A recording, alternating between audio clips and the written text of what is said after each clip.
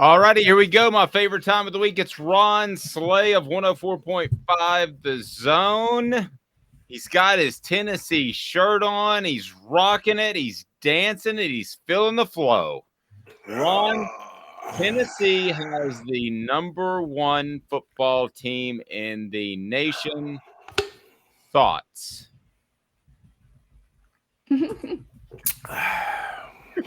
I don't want to know what's in that cup. Well, it's been a long time coming, man. Been down in the dumps, man, for quite a while. Quite a while. And, we was sitting there burning in the parking lot, and it felt like it was an amusement park. It felt like everybody was walking by looking at the dumpster and pointing and laughing. Look at them. Look at them. Look at them. And see, now we're sitting right there on the edge of the dumpster with my feet dangling. And I'm watching these other schools like Auburn. They getting ready to go through it. They better get right. They better hit right. But outside of that, hey, man, this right here is beautiful. First of all, let me say this. Fans should be taking a victory lap. It is okay. It is okay to celebrate the small victories along the journey. Nothing is wrong with that. People are saying, oh, man, y'all need to act a certain way. Why? Like, why do we need to act a certain way? I can't get that in my head for nothing. Second, the things that the fans say, the way that the fans celebrate, the way they go at other fan bases has nothing to do with the product and the players on the field. Just because the fans are rabid, and I'm one of them. I go wild. It is what it is. I'm okay with it. But to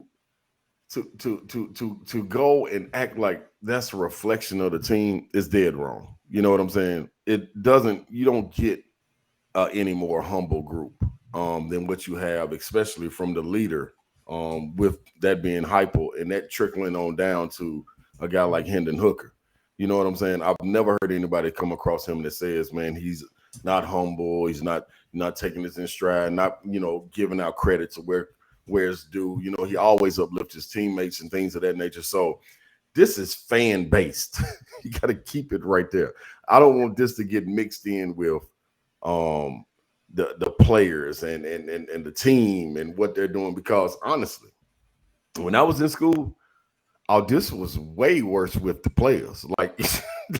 Like I'm not sure how Georgia players, Alabama players carry themselves being ranked number one and winning national championships, but I know the school I went to at Tennessee, they walked around like they were number one at all times. And if you thought anything else, they were going to let you know and were fine with letting you know. And then was fine with punching you in the mouth on Saturday when it came to it. So, this is a totally different regime. You know what I mean? Totally different kid, totally different generation, totally different team than what was going on in the past. So, man, let them enjoy it and let us fans enjoy it too. If you want to poke fun at somebody, poke fun at the fans, and they better be able to take it. Absolutely. Ron Slay's appearance brought to you by Zach England. Zach's got your back when it comes to restoring lives and protecting rights. Zach England of Best and Brock, and he's your personal injury attorney in the Chattanooga area, and he will take care of you. He'll take on the insurance companies because I promise you they got big-time lawyers. Zach England is a big-time lawyer. Zach's got your back. He brings you our weekly visit with Ron Slay. And Ron, let me ask you this. I'm sure that Georgia has the rankings, as Amanda said earlier. I'm sure they have the rankings posted all over their workout facility. They're now, if you want to go by rankings, the underdog. Vegas still says they're the favorite, but right. Is that a motivational factor for a team to get theoretically slighted 4 days before the game?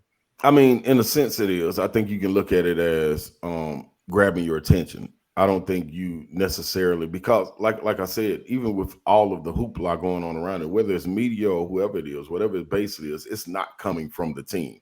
I think when you look at it, it's more, I think Kirby walked away from the press conference looking at his players like, hey, man, what are you up there talking about tempo for?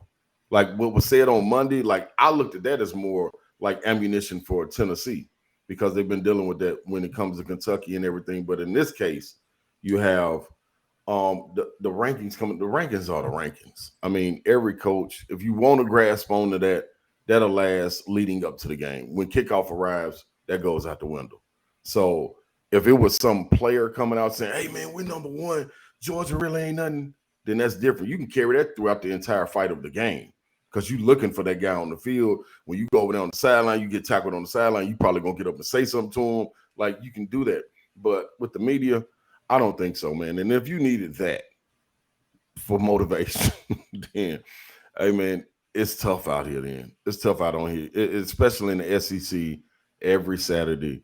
If you need the media to get your motivation for you to go out there and whoop a team, then yeah, you in the game for the wrong reasons. You know what I'm saying? Now, focus wise, I say yeah, that's a good way to grab their attention. You know, I would definitely use it, but man, they understand it. They understand it.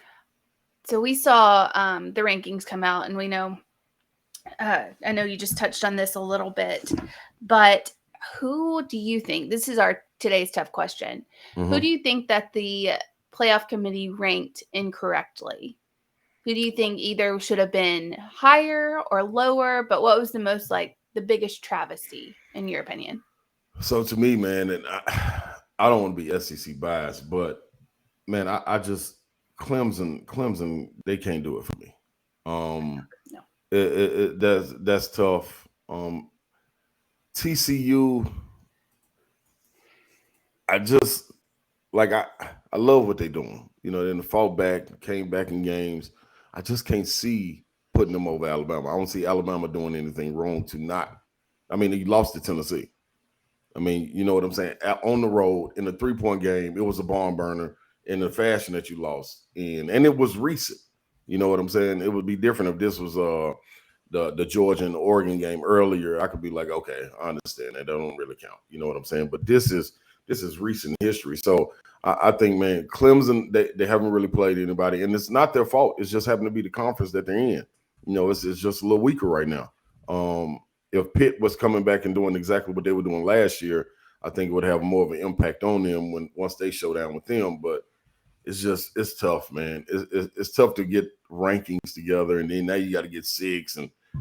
But if anybody was slighted, I feel TCU is a little too high, and I feel Clemson is a little too high.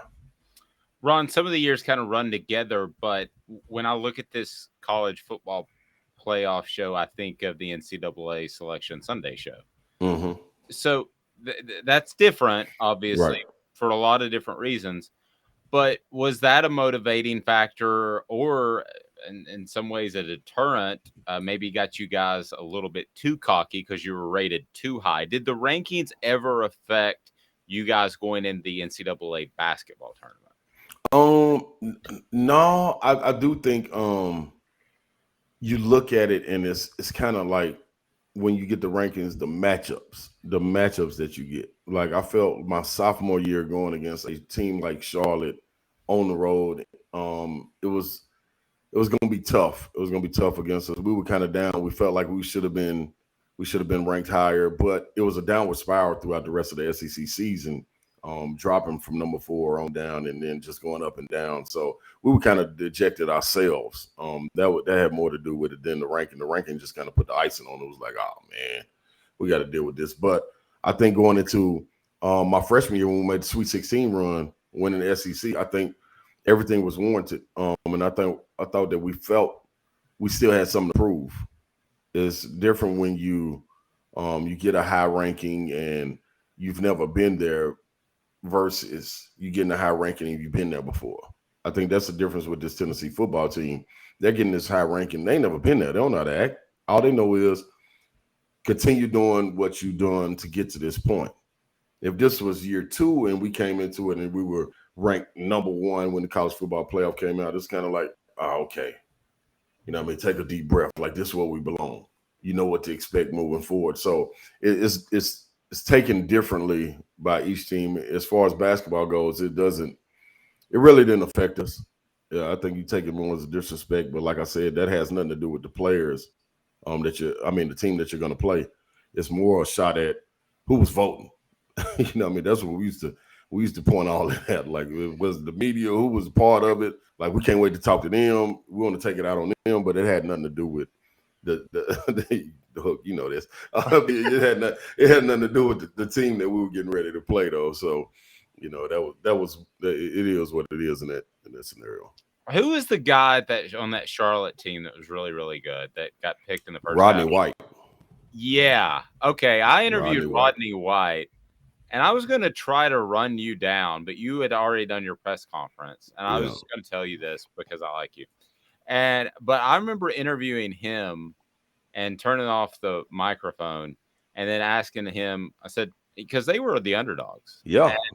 And I remember asking him, I was like, hey, I sense a lot of confidence here. You really think you're going to win, don't you? And he goes, yeah, man, no doubt. Yeah. And I was going to try to find you and tell you that. I wish you would have. That would have helped. That would have helped. that would have helped tremendously.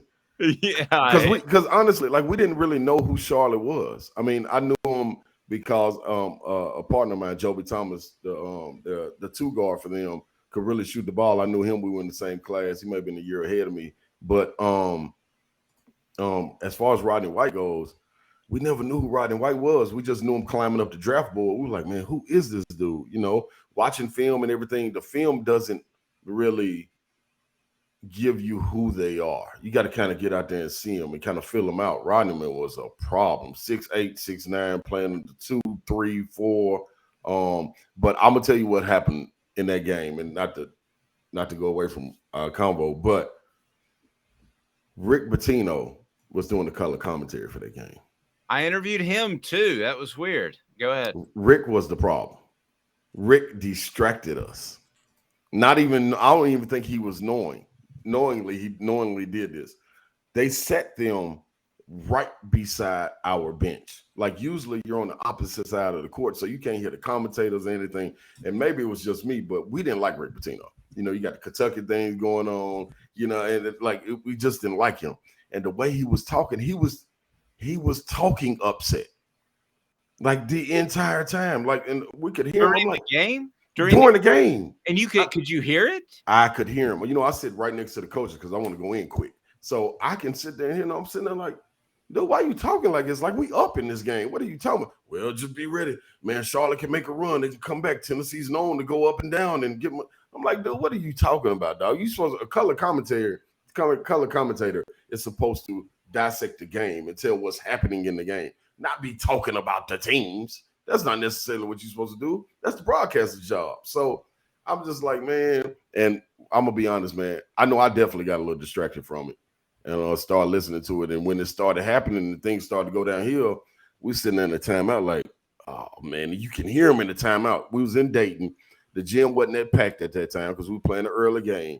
And you could just hear everything. So I'm like, hey, man, who put these men beside us, dog? Like, I wanted to throw a towel over there on them and everything. Like, oh, man, it bothered me so much. So, yeah, he distracted me. I'm going to be honest. So, speaking of distractions, I'm going to break some news here. Tennessee wide receiver was taken into custody Tuesday, October 18th. Oh, wait. Hold on. Don't hurt my feelings, man. Yeah. Tennessee wide receiver arrested in domestic assault incident. This was published today and updated moments ago. Okay. So, incident involved number 42 Cayman Marley and his girlfriend, according to the report. This is by Channel 8. I don't know who that is, but his preliminary hearing, he was taken into custody and charged with domestic assault. And his preliminary hearing on November 14th. Yeah, so Speaking of distractions. Yes. Yeah. Speaking of distractions, what did you have to deal with any of these kind of things, and what can a team do to get away from this kind of look? It's difficult with football because there's so many. Basketball was a little bit different. You know, it was 12 of us, 13 at the most.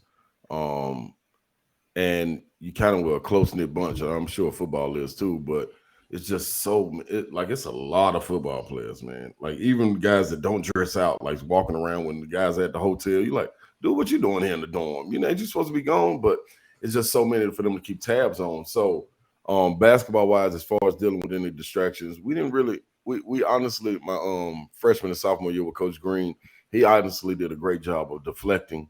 Like whether it would be fans that would point fingers or if things get caught up in the media. He did a great job of kind of shielding us from that. And not a lot of times, some of the times maybe the players were at fault. But he did do a good job of, getting us wrangled back in and, trying to keep our eyes on the prize. We did have a situation with T. Harris that went down. That was right before I got there though. And um, that kind of went away with play, in a sense. Just go out there, do your job, man, keep your nose clean. Everybody makes mistakes. I think that's one of the things when you start talking about kids getting paid, this, that, and the other. You kind of forget about mistakes being made growing up. You just don't want to be as drastic, but you still want to have room for improvement. And if you don't slam the door on somebody, then you do have room for improvement. If you come down on them, hey man, this is over, get them out of here, then there is no room for figuring it out or improvement. Hopefully it's nothing too detrimental to the character or anything. So it's a shame that happens. It happens in every program. It happens at work. It happens in people's everyday life. It happens at school, and you're still dealing with guys that are 17 to 22 years old. I mean, if you walk up and down the strip, it's probably happening at the Shell gas station, with workers. It's just more of a highlight on it. So I think coaches do a good job. I think it was the Rocky Top. Rocky Top Market, baby. Yeah, you better know it. No. You go out there after any big wing, this guy's sitting out there on the corner eating Rocky Top wings.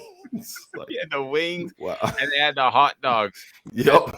And at one point, if you remember, James Banks, the police officer, knocked on his window and said, "Hey, can you please turn that down?" And he said he turned it up. Yeah. And after that, the football players were not allowed to go to the Rocky Top Market. Yep. But the thing I do love about this team is getting back to what you said earlier, and I want to talk some hoops. But this team is humble, and you talked to a lot of people behind the scenes. We have Cooper and Jacob on our YouTube page. Please like, subscribe, and share.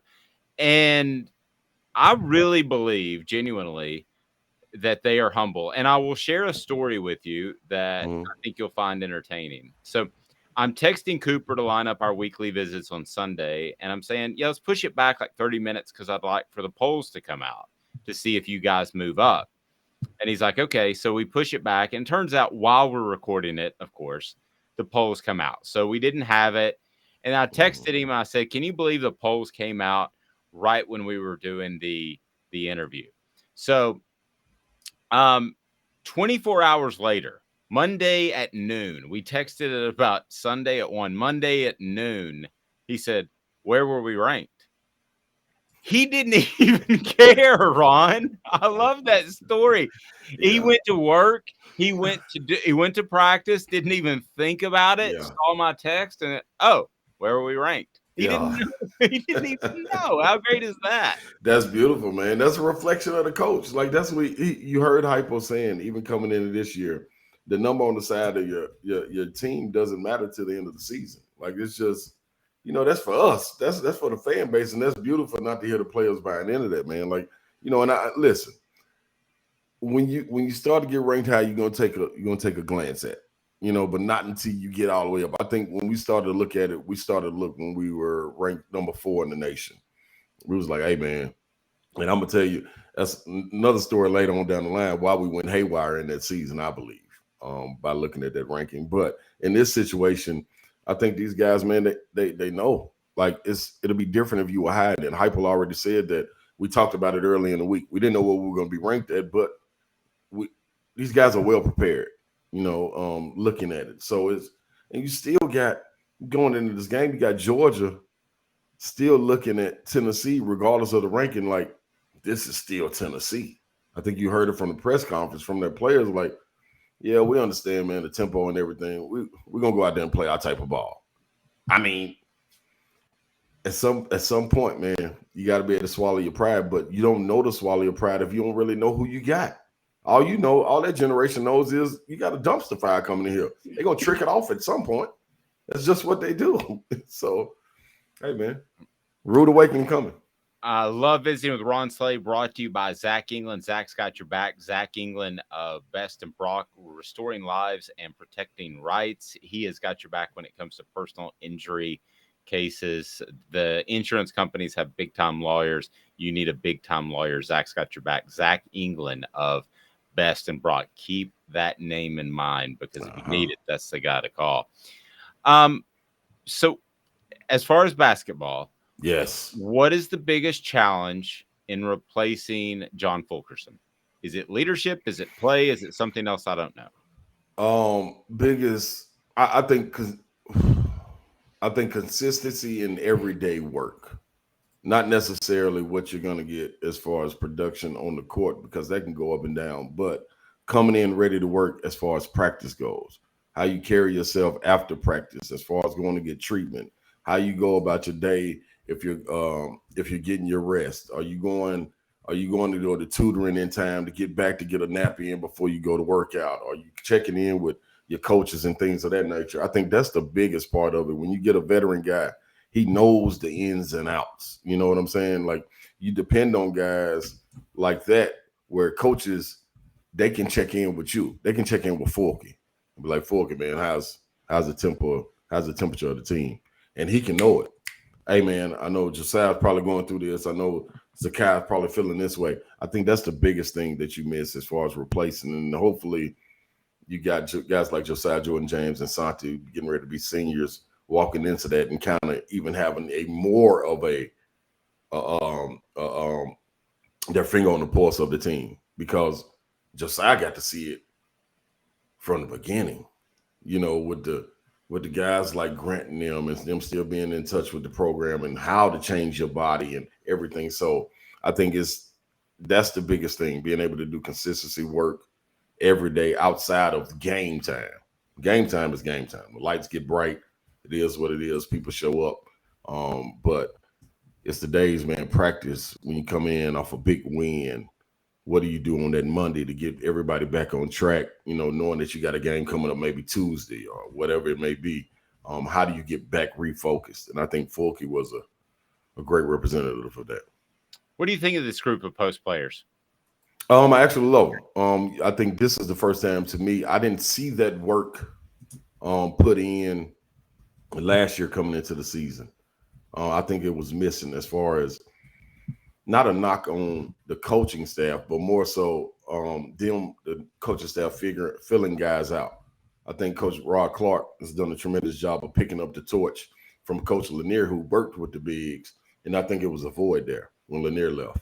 And now Rod Clark, if I'm not mistaken, working with the bigs, coming in and doing it, and everybody on the coach staff. It might not even be Rod, it might be somebody else, but I think they have a good grasp on who these guys are, and the guys understand who they are. Like, you see Euros, he developed a hook. I've been screaming, please, as a 7-footer, get a hook shot. And you saw it in the Gonzaga game. Like, he looked really good down there with the hook shot and finishing around the rim.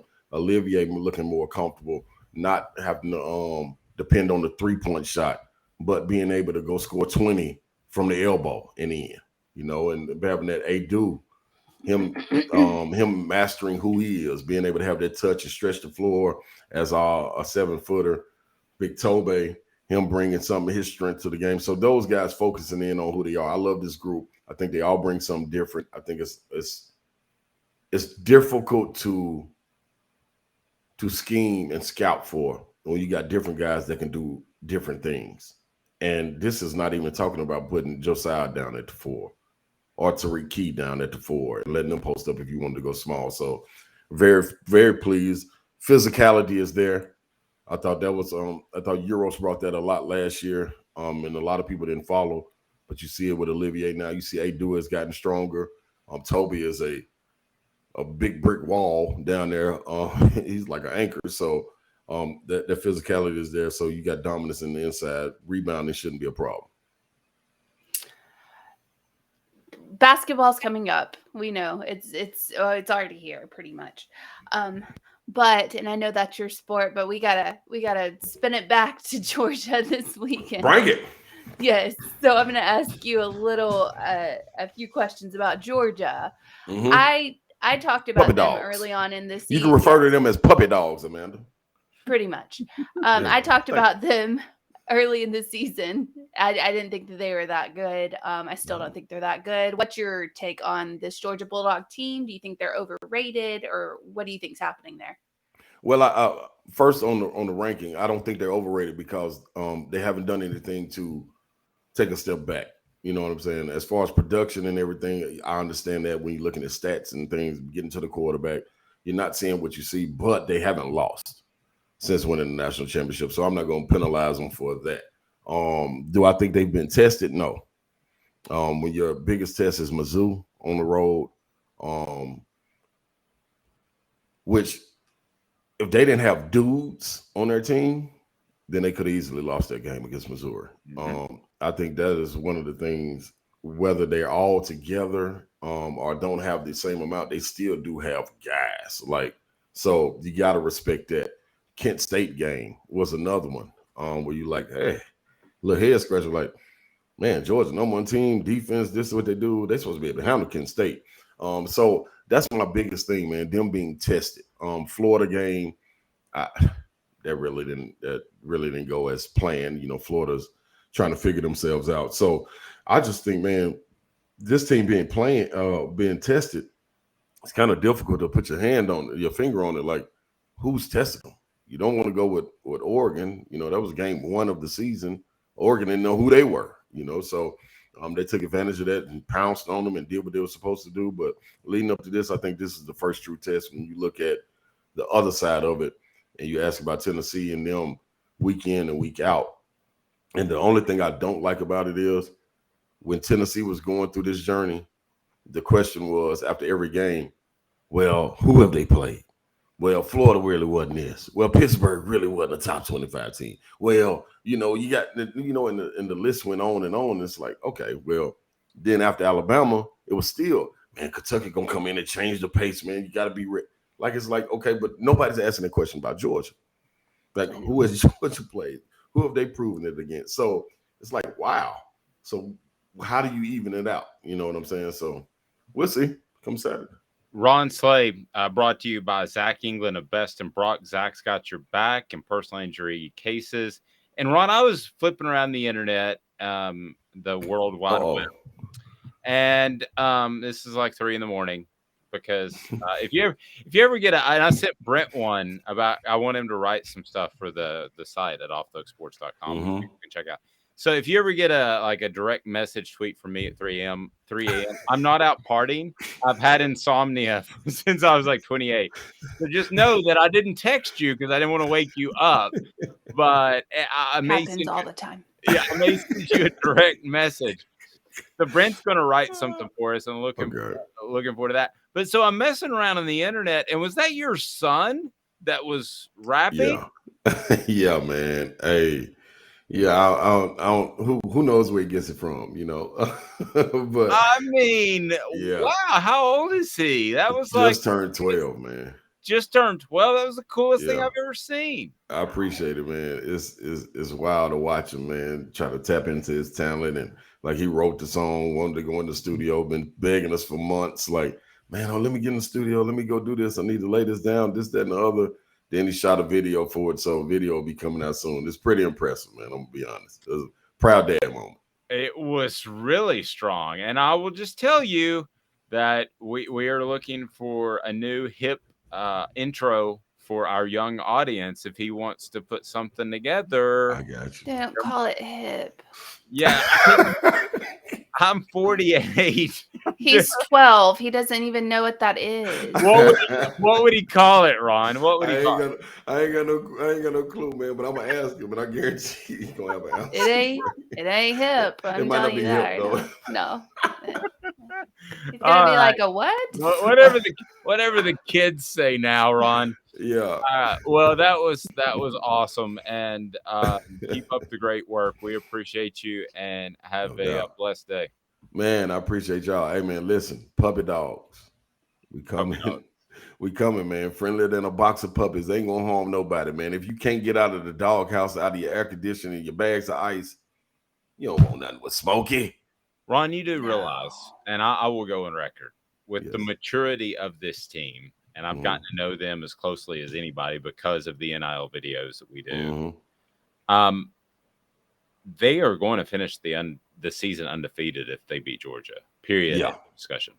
Yeah. I think you get past Georgia, it's then it's gonna start to get nasty. Like I think it'll be points to be made. And I think it'll be a little bit personal. When it gets to South Carolina, I think it'll be personal. I think when it gets to Vandy, for sure, it'll be personal. And I mean, do we gotta even mention the other team? I mean, it is what it is, you know. So hey, listen, it's gonna be fun. I can't wait. I'm gonna have a ball. And if they checker Vanderbilt, like I've been seeing online, if they checker that stadium, prepare for me to lose my mind. I'm telling you right now, that better not happen. By the way, I saw an ad. I saw an ad that you could still get tickets for the Vanderbilt South Carolina game for $50. If I paid you $50, would you go to that game? I'll go to the tailgate. I'm not going. There's no way I'm going to that game. I'm going Somebody to the offered me tailgate. $500. I wouldn't go to that game. I'll catch you at the tailgate. I ain't going to the game.